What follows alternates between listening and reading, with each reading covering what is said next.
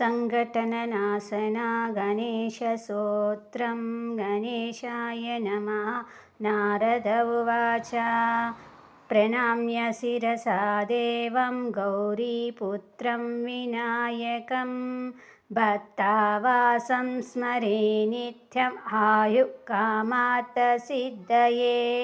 प्रथमं वक्रतुण्डं च एकदन्तं द्वितीयकं तृतीयं कृष्णपिङ्गाक्षं गजवक्त्रं चतुर्थकं लम्बोदरं पञ्चमं च षष्ठमं विकटमेव च सप्तमं विघ्नराजेन्द्रं धूमवर्णं तदाष्टमं नवमं बालचन्द्रं च दशमं तु विनायकम् एकादशं गणपतिं द्वादशं तु गजाननं द्वादशैतानि नाम्नानि त्रिसन्ध्यं ह्यः पठे नरः नाञ्च विघ्नभयं तस्य सर्वसिद्धिकरं प्रभो।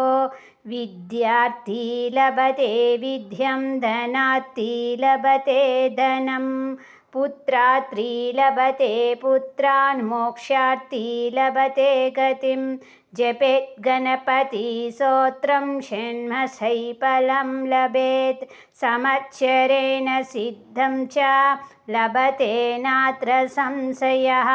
अष्टभ्यो ब्राह्मणोभ्यः च लिखित्वा ह्यः समर्पयेत् तस्य विद्या भवेत् सर्वा गणेशस्य प्रसादिता। इति श्रीनारदपुराणे सङ्घटनाशना गणेशस्तोत्रम्।